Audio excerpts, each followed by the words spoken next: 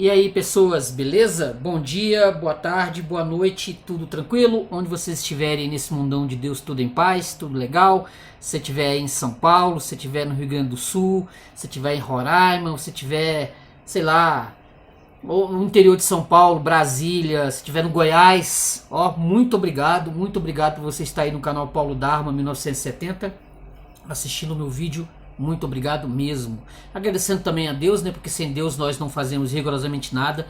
Deus é que é a nossa fortaleza. Deus nos conduz sempre pro rumo certo das coisas, beleza? Agradecendo a Deus mesmo.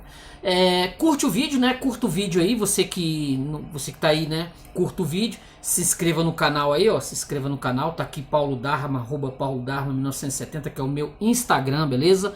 Entra lá no meu Instagram lá. Geralmente eu faço pequenos vídeos.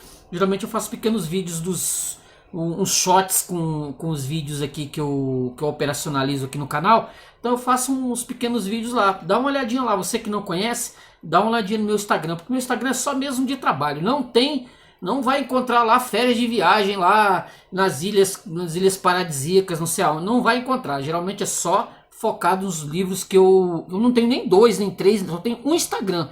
Que é justamente para focar aqui no trabalho de resenha dos livros. Então geralmente eu faço alguma coisinha lá bacana, com alguma música que tem a ver com filme. Quem não conhece, dá uma olhada lá. Tem a ver com livro, né? Que eu coloco.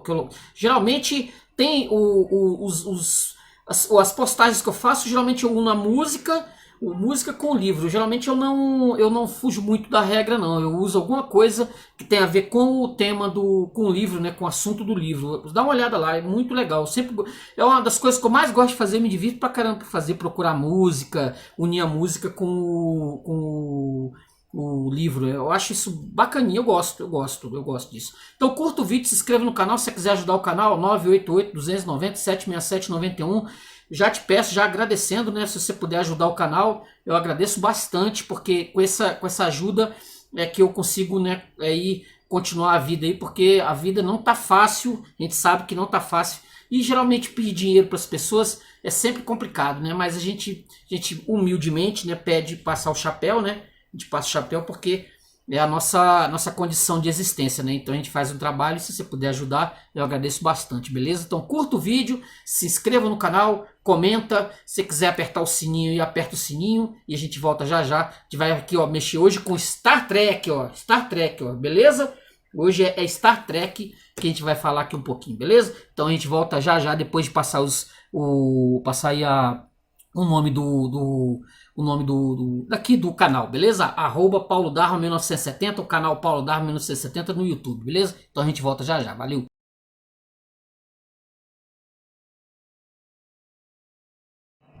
O espaço, a fronteira final. Estas são as viagens da nave estelar Enterprise, prosseguindo em sua missão para explorar novos mundos, pesquisar novas vidas, novas civilizações, audaciosamente indo onde ninguém jamais esteve. Essa é a abertura clássica, né, do Jornada nas Estrelas, Star Trek, a nova geração. Esse livro aqui do Peter David, que eu terminei de ler agora à tarde, né? Falei, vamos fazer aqui uma pequena resenha, né, desse material Tracker. Eu tenho no canal, né, se eu não estou enganado, eu tenho no canal há algum tempo um livro, né, do William Shatner, que é o Capitão Kirk, né, o popular Capitão Kirk, que é exatamente o livro que une o Star Trek na nova geração, né, com a série clássica. Ele escreveu um livro, aliás, muito bom, entendeu? Que até algumas pessoas me falaram, caramba, esse livro é raro pra caramba. Eu encontrei esse livro numa biblioteca, até comentei isso no vídeo, que vale a pena ser procurado. Então, dessa série aqui, Jornada nas Estrelas, né? Essa se não estou enganado, são 3 livros do Peter David. Ó, tem esse Encontro em Firepoint, que eu ainda vou fazer vídeo disso aqui, que foi o primeiro episódio, né? Desse aqui, do primeiro episódio da série, da nova geração. Primeiro episódio, inclusive, da série televisiva. Ó, série clássica. Eu tenho quase a coleção completa de Star Trek, ó. Vendo? Star Trek, eu tenho quase a coleção completa. Aqui, ó, essa aqui. Alguns desses livros eu já li, outros eu estou esperando justamente para poder fazer, né, leitura e futuras resenhas. Tem esses dois aqui, que ó, Ó, Insurreição, esse aqui. Ai, você vê que o negócio aqui é, né, também de filme também, ó. Vendo? Isso aqui eu tô esperando para assistir o filme. Para ver o filme, quero ver o filme e fazer a comparação. Esses dois aqui, né, ó, A Terra Desconhecida. Vendo? Também de filme. A Teia dos Romulanos. Série clássica, ó. Tudo são livros publicados pela editora Aleph no início dos anos 90. Né? No início dos anos 90, os trackers, né, procuram isso aqui no tapa. Porque são bons livros, tem bons livros aqui. Boas, né? O pessoal conseguia fazer esse Filho de Spock aqui do Crispin, é clássico. Um clássico. Baseado em episódio da série clássica. Isso aqui, ó. E para eu completar aqui, que eu não posso deixar antes de começar a resenha, olha só a coleção. Ó, caramba, ó. Belezinha, hein? Bacaninha. Antes de começar aqui a resenha, tem o Peter David, esse autor aqui, o Peter David, classicamente ele escreveu vários livros, né, da série Star Trek lá nos anos 80, bem comecinho dos anos 90. Esse aqui é um deles. Eu vou falar desse Peter David daqui a pouquinho, tá? Porque esse nome não me era estranho quando eu tive esse livro aqui. Ele não era estranho. Eu falei assim, cara, esse nome eu conheço. O que é basicamente esse livro aqui? O seguinte, nós temos a nave Enterprise. Nós temos o capitão o Picard, né? Ele recebe uma ordem, né? Ele recebe uma ordem que é para ele aceitar. Eles querem o nosso queridíssimo Riker, né? O William Riker. Eles querem a Federação, que é o William Riker, para uma missão. Para uma missão. E em troca eles vão deixar um sujeito, né? Um indivíduo na nave, como segundo homem, ou como é que é o primeiro lá, o primeiro homem lá, abaixo apenas do Picard. Só que esse homem é o Quentin Stone. É um sujeito, assim, na visão da Federação, um cara complicado. Ele não é de receber ordens, ele não aceita, ele é difícil para receber ordens. Ele é um sujeito complicado. Na nave anterior, onde ele trabalhava, na outra nave, ele brigou lá com o sujeito lá, o representante lá, o capitão lá da nave, e ele é considerado um sujeito insubordinado.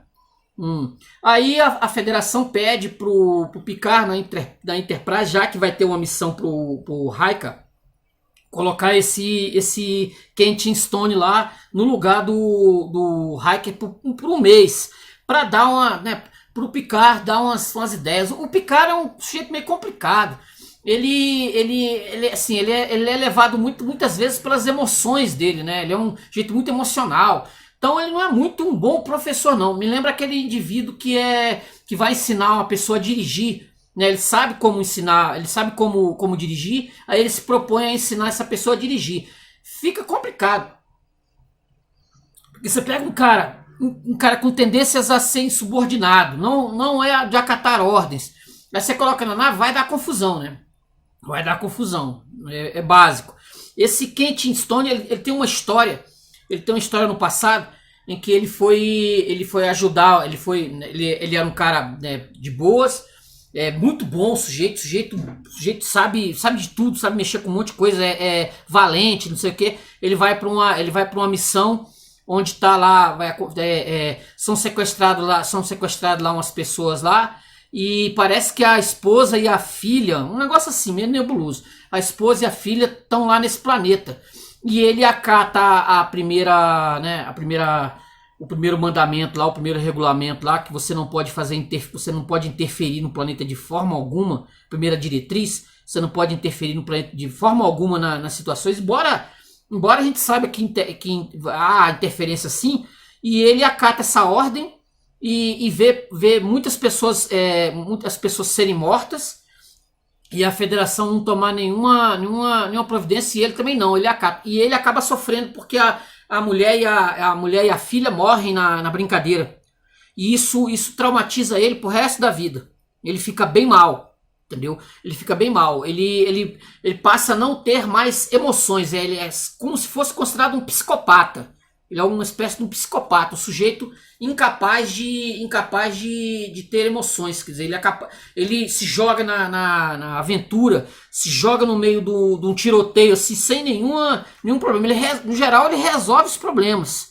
No geral, ele resolve os problemas. Mas isso não acaba bem. E a federação não vê isso com bons olhos.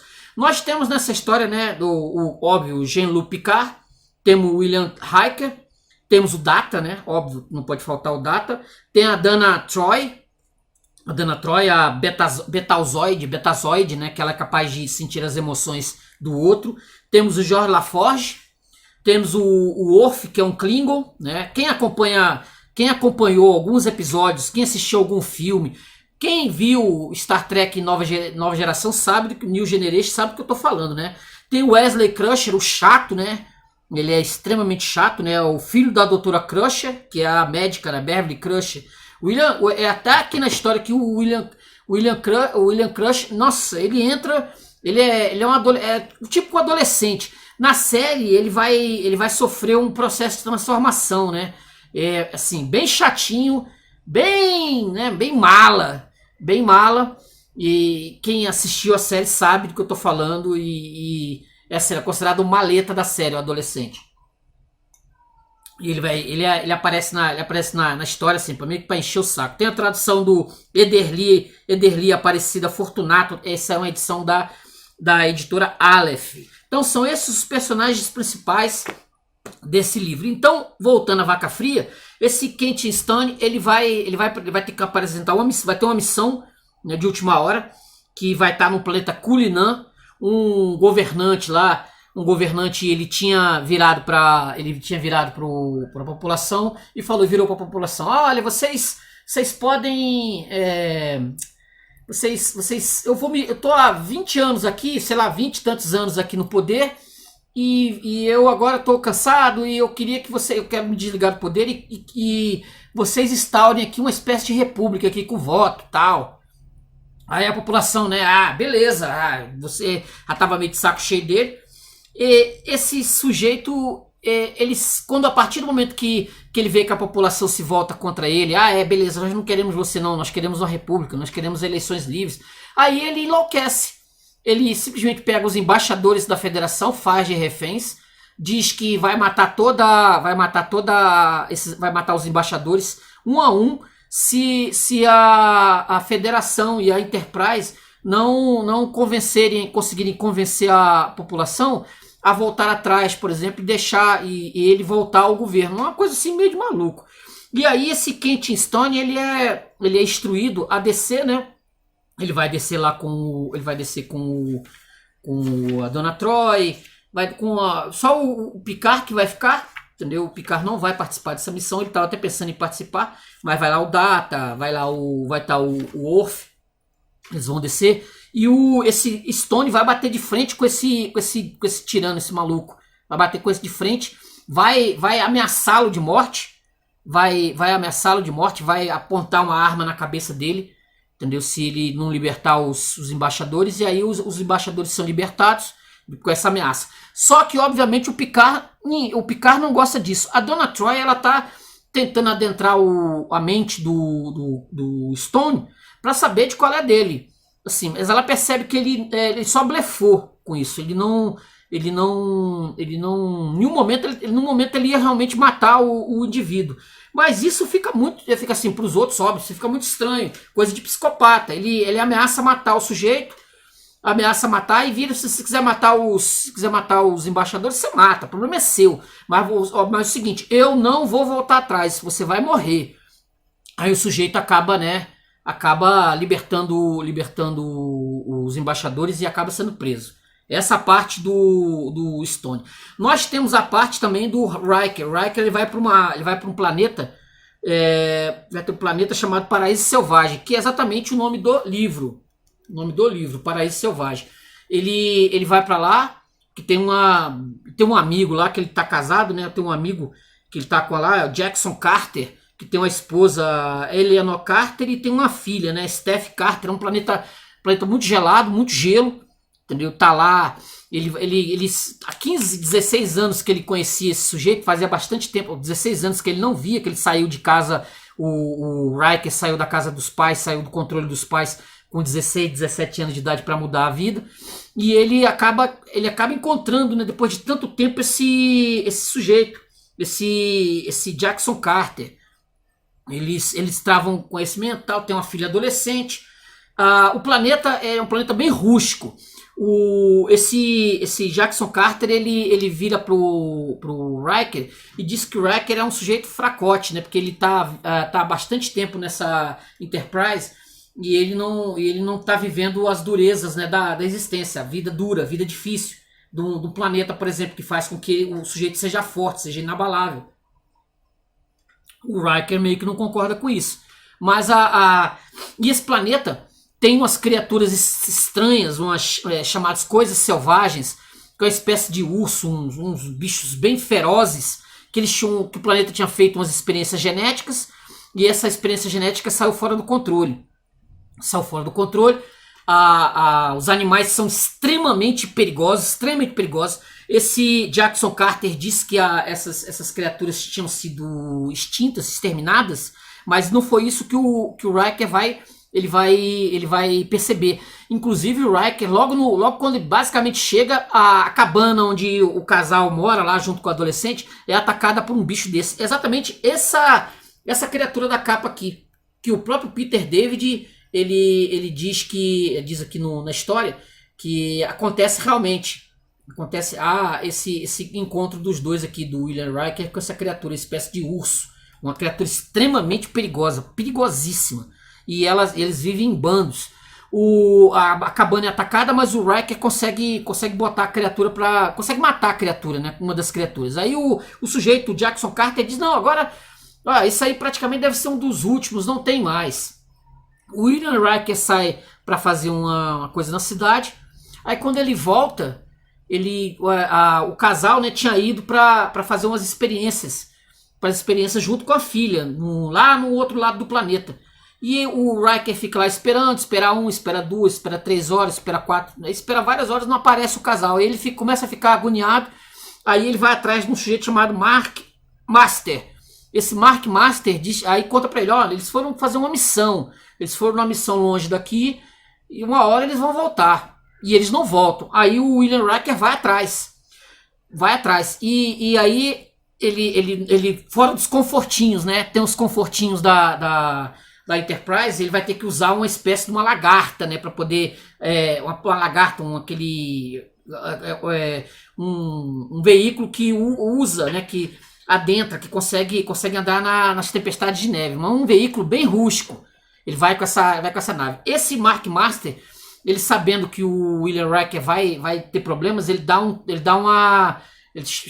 faz um comando para a Enterprise intervir, né? Porque o William Riker desaparece a família, e aí ele manda um comando para a Enterprise vir ao planeta. O comando vai ser, óbvio, não vai ser do Picard. O comando vai ser do Kent Stone. Exatamente esse problema. O pessoal começa a desconfiar que esse Kent Stone é um psicopata, um cara perigoso, entendeu? Mas aí a Dana Troy vai junto na missão para poder monitorar, né? Dar uma monitorada no sujeito. É assim, ver de qual é, ver se realmente ela não está se enganando. Se ela não está se enganando, ela está misturando as emoções dela.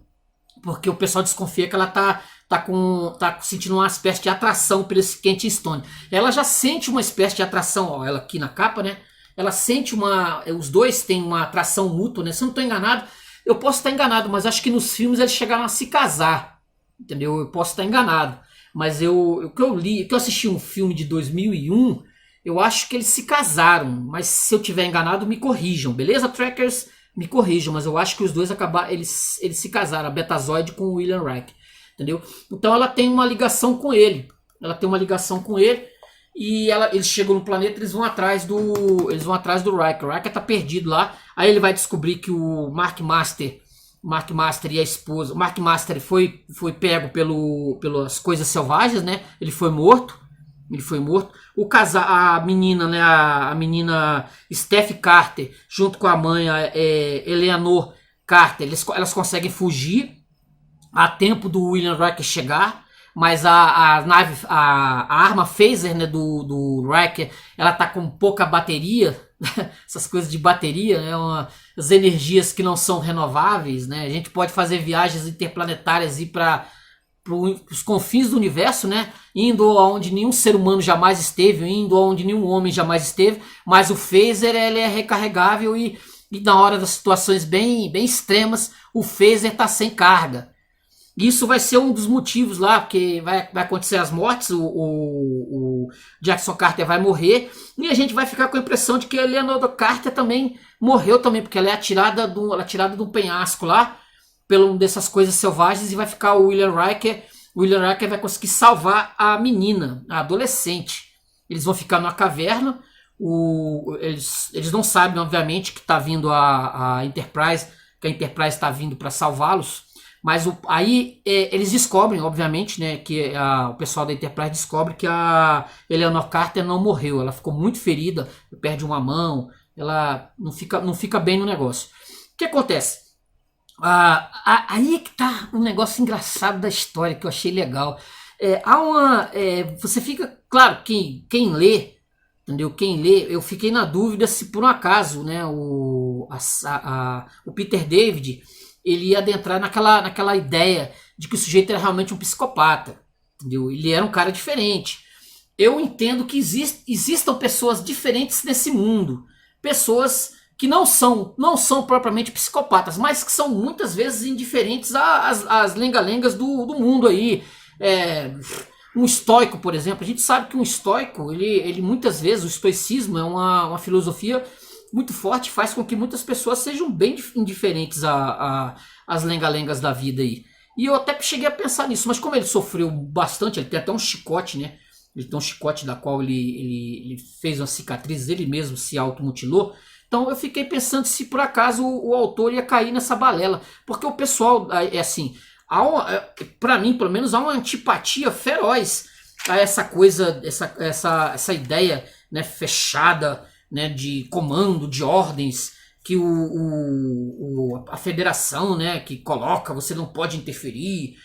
Parece aquelas coisas assim bem de esquerda, de você não interferir na vida dos selvagens, na vida aquelas coisas do mundo novo aí, da nova ordem, né, que assim, você não tem que interferir, por exemplo, você tem que deixar lá o índio lá do jeito que ele é até morrer. Não sei se isso o ser humano ele evolui, né? O ser humano ele evolui exatamente pelo contato. Por exemplo, eu conheço o sujeito Peter David, escreve um livro, eu vou pegar as ideias do Peter David e vou como uma espécie de bastão levar essas ideias adiante. Aquilo eu vou absorver as ideias mais importantes, por exemplo, do livro, daquilo que vai interferir na minha vida.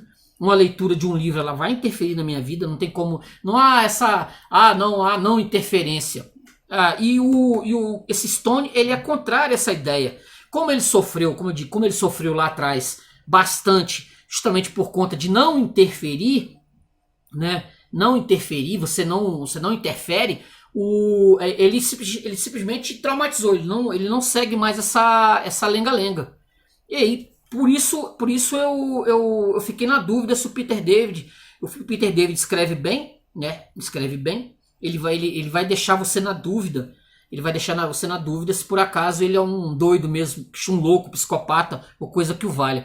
Aí, o Stone, como ele escuta falar do William Riker o tempo todo, falar, ele na nave, ele é um sujeito extraordinário, ele é um cara fantástico, eu preferia que ele estivesse aqui e não você, esse tipo de coisa.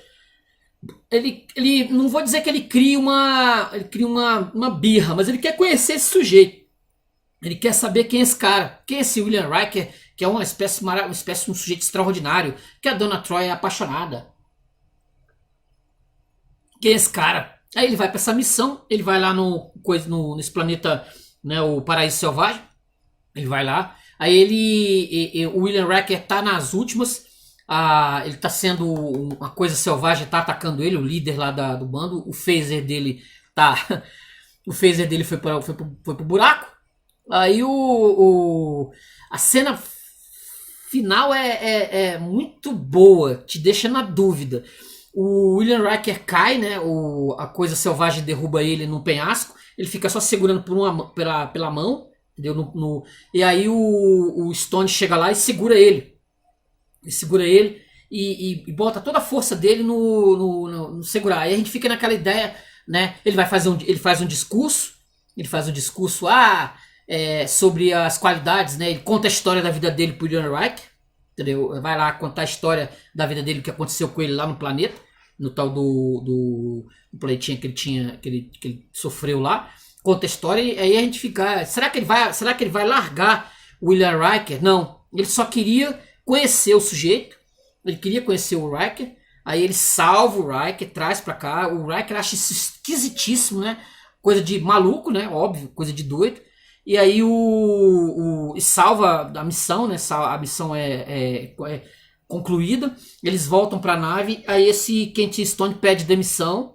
Ele vai pedir demissão não quer mais saber nada da frota, não quer mais saber disso. E vai ficar no planeta, né? Ele vai ficar no planeta, o Paraíso Selvagem. E aí ele não deu muita ideia.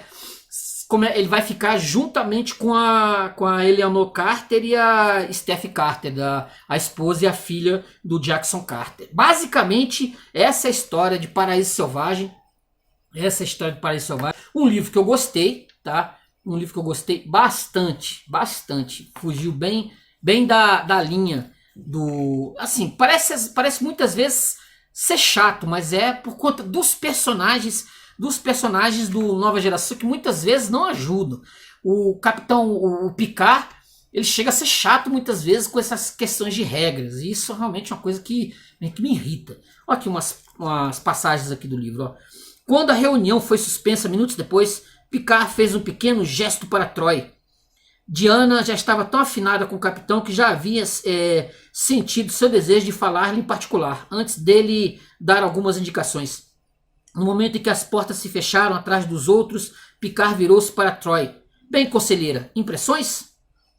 Ele não precisava especificar impressões sobre o que ou quem. Ambos sabiam sobre o que falavam. O comandante Stone tem uma mente bastante poderosa, ela comentou devagar. Vontade muito forte. De certa forma tão forte quanto o senhor, mas sem seu desejo de abertura. Ele se resguarda bastante. Dissimulado? Cauteloso.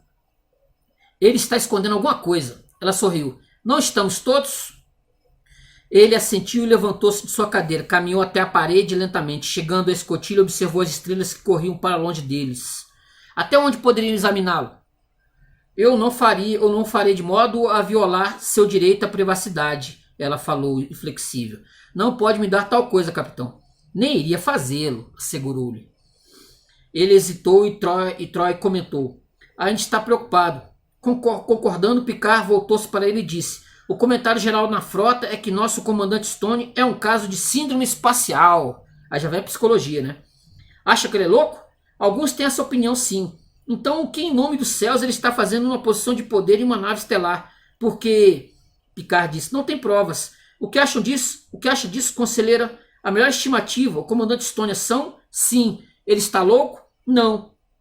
Ele piscou e sorriu de leve. Você parece bastante certa, considerando que teve apenas impressões superficiais. Não me entenda mal, capitão. O que é superficial para mim poderia levar 3 meses de sondagem contínua para um não betazoide aprender. E com um resultado não tão confiável. Parou por um momento, sentindo que o capitão ainda tinha receios. Insanidade no humano é muito fácil de detectar. Padrões de pensamento são aleatórios ou controlados. Ou isso, ou certos aspectos ficam em desproporção em relação a outros. Paranoia, por exemplo. Mesmo minha leitura superficial do comandante Stone detectaria isso. Sua maneira de lidar com as coisas pode ser original, até mesmo ofensiva, mas ele não é louco. Original, meditou Picard. Por exemplo, psicologia reversa. Ele queria ter certeza de que eu ficaria na nave, então ao invés incitou-me a ir à superfície. Acha mesmo? Disse Troy com um sorriso. Acha que foi isso que ele fez. Parece uma possibilidade. Certamente ele não estava intimidado pela ideia de liderar o grupo avançado. Nada o intimida, na verdade. É como se... A voz dela sumiu quando percebeu. Ele não tem medo de dor. Desculpe-me, conselheira. Eles vão continuar aqui a conversa aqui. Ele é um sujeito que ele não teme a dor, justamente dentro daquilo que eu tinha falado. A doideira, né? A doideira dele, o trauma. Não sei se ele é um objetivista, randiano, por dizer, né? Se você não sabe o que é um objetivismo, dá uma pesquisada aí, dá uma googada. Ele é um sujeito hierarquiano, para dizer no mínimo, né? Olha aqui. Eu teria de inventar outra coisa. Você empurrou na direção do buraco. Estou falando da missão aqui, né? Que ele tinha. Sem muita força. Os guardas tinham tempo para que mais que suficiente. Ele sorriu, presumindo que quisesse segurá-lo. Talvez tenha decidido deixá-lo cair. Fiz o trabalho. Saiu fora dos regulamentos. Stone se apoiou num dos cotovelos. Quando sai dos regulamentos e a coisa explode na sua cara, você é um idiota. Quando sai dos regulamentos e funciona, você é um pensador original. Está simplificando o fato. Estou. Na academia nos ensinam a manobra Picard. Se aquela manobra tivesse lhe custado sua nave, seria chamada asneira Picard ou a tolice Picard. Você é tão bom quanto os seus resultados, capitão. O sucesso perdoa tudo. Talvez, mas eu não, disse Picard, mesmo quando a verdade das palavras de Stone o penetravam. Seu comportamento foi alarmante. O comandante Riker jamais teria se comportado dessa forma. Tá vendo? É isso. Pai, é demais, gente. Eita. Lentamente, Stone sentou-se e a temperatura do quarto pareceu cair 20 graus. Sabe? Ele falou devagar. Sou constantemente comparado ao comandante Riker. Por você, por outros membros da tripulação. Está começando realmente a me chatear. Que outra passagem aqui, ó, mais para frente. Ó, outra aqui, ó. Picard estava de pé no salão. Os modelos das encarnações anteriores da Enterprise decorando a parede. Elas pareciam tão desajeitadas e ineficientes comparadas à graça da NCC 1701D. Ainda assim, suas realizações eram sobre Stone, eram lendárias, históricas. O que a história diria sobre o Capitão Picard, ele imaginou. E o que diria sobre Stone? Olhou para o campo estrelado lá fora. Troy dizia que Stone não era louco. Todos diziam que ele era louco. Alguns dos maiores, mais avançados pensadores do mundo eram considerados loucos por seus pares. Pessoas sonhavam com uma terra redonda ou uma vacina que prevenisse a doença, fornecendo ao povo esta mesma doença. E eram considerados loucos, ou idiotas, ou perigosos. Houvesse ele existido naquela época, teria sido um dos que teria apoiado os sonhos dementes dos visionários, ou teria sido um dos que teria exigido suas vidas. Onde a história encontraria Picard? Seria em clínicas, seringas nas mãos, tentando ajudar a inocular crianças contra a varíola, apesar de toda a sabedoria convencional? Ou ao invés disso estaria ele na Capela Sistina, pincel nas mãos, pintando roupas sobre as obras-primas de Michelangelo no teto, cobrindo a glória da visão de um artista? Picard havia se confrontado com gênios antes, é claro, Wesley Crusher, o chatinho, né? Um exemplo, e suas reações iniciais haviam sido empurrá-lo para longe e ignorar suas contribuições devido à sua idade. Fora necessária a influência de um ser alienígena para que Picard percebesse o verdadeiro potencial de Wesley. Isso aqui é de um episódio, tá? Depois do episódio da série televisiva. Depois daquilo havia jurado julgar menos as coisas meramente a partir de considerações superficiais. Ainda assim, lá estava ele fazendo o mesmo com Stone. Deixa eu ver se tem mais algum aqui. Eu acho que eu não tenho mais. Ah, tem mais um aqui. Não, é essa mesmo. Nós fechamos aqui. Hein? Esse episódio aqui, ele se situa na segunda temporada. Na segunda temporada da série original, tá? Se eu não estou enganado, de 1988, 1989, por aí. Esse livro aqui foi publicado em 1990. A série, como sabemos, ela durou 7 temporadas? 7 temporadas. Essa série originalmente de 1987 até 1996. Deixa eu ver aqui, deixa eu contar nos dedos, hein, gente, ó. Porque tem uma defasagem de ano 87, 88, 89, 90, 91, 92, 93. 1993, 7 anos então. Foram 7 anos de série. Bom, para finalizar aqui, eu só quero dizer que o Peter David, o autor, né, o autor aqui do livro, ele é um afamado escritor de histórias em quadrinho. Ó, tá vendo essa X-Factor aqui que está em minhas mãos aqui? Ela é uma das edições. Ele inclusive foi um autor de sucesso do Hulk, tá? Do incrível Hulk dos anos 90. Aqui, ó. Vou botar aqui. Ó, Peter David. Aqui, ó. Peter David. Tá vendo aqui, ó? Peter David. Ele foi um escritor de quadrinhos dos anos 90. Muito afamado. Muito afamado. ele é o autor exatamente de várias... Pegou o próprio Hulk aí. Se eu lembrar aqui, né? Vou colocar aqui uma página aqui do Incrível Hulk aqui, ó. Vou colocar aqui uma página do Incrível Hulk que ele publicou nos anos 90. Nessa revista aqui, Mundo dos Super-Heróis, ela é de... Deixa eu ver... De quando, Jesus Cristo? Ela é de meados de janeiro de 2017, ó. Essa revista aqui, ela faz uma alusão ao Peter David, ó. Por onde anda Peter David? Aqui, ó. Olha ele aqui, ó. Olha o autor aqui, ó. Por onde anda Peter David? Tá vendo? Aqui, ó. Ó. Vendo o autor. Eu fui procurar o material que eu tinha aqui em casa aqui de quadrinhos. Eu falei assim, não, o Peter David era o autor. Eu fiquei na dúvida, né? Peter David é o autor de quadrinhos, né?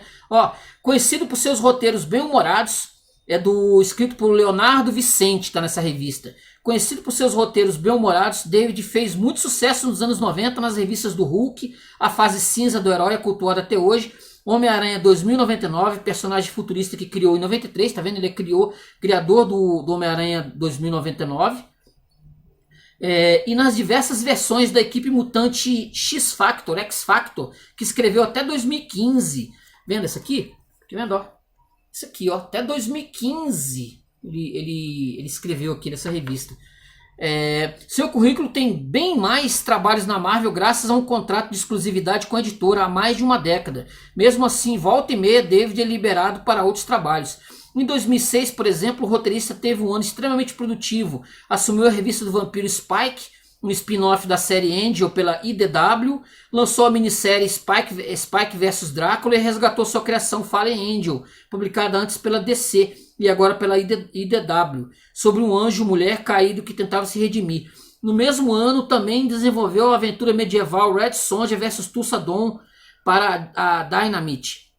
Pouca gente sabe, mas David iniciou sua carreira em 87, escrevendo livros. Em sua longa trajetória literária, envolveu-se em franquias como Star Trek e Babylon 5. Escreveu novelizações de filmes como Homem-Aranha, Homem de Ferro, 2008, Transformers, O Lado Escuro da Lua, de 2011 e Depois da Terra, 2013. Essa faceta lhe foi útil ao assumir as HQs derivadas de A Torre Negra. Eu tenho vídeos dos livros do Stephen King da Torre Negra aí no canal, viu, gente?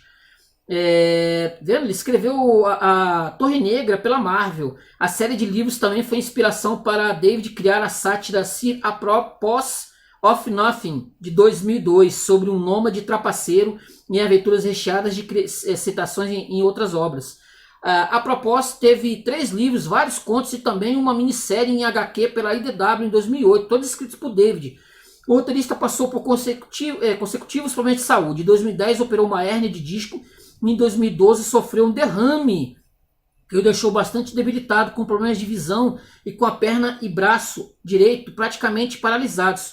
Com muita fisioterapia e esforço, hoje está quase 100%, na época aqui, né? 100%. Em abril, aqui dizendo aqui, em abril de 2017, assumirá o comando de um personagem polêmico, o Aranha Escarlate, clone do Homem-Aranha, na nova revista mensal Ben Reilly, The Scarlet Spider, com arte de Mark Bagley. Essa edição aqui, o que eles estão falando. Tá vendo? Essa edição aqui. Então, deu, gente, é isso. Então, esse Peter David é um autor consagradíssimo e ele escreveu outros livros que eu pretendo, eu não tenho na coleção aqui, né? Outros livros dessa série Star Trek lá nos anos 80 e nos 90, beleza? Espero que você tenha gostado. A gente deu uma geral aqui do livro, né? E falou um pouquinho, mostrou outros livros, etc. E falou um pouquinho também do Peter David, beleza? Então curta o vídeo, se inscreva no canal, comente. A gente volta aí em outra ocasião com outras curiosidades, beleza? Valeu, gente. Obrigado, hein? Valeu, pessoas. Obrigado. Curta o vídeo aí. Se você chegou até aqui, muito obrigado. Curta o vídeo. Se você não é inscrito, se inscreve aí no canal, tranquilo? Beleza? Até a próxima. Até o nosso próximo vídeo. Valeu!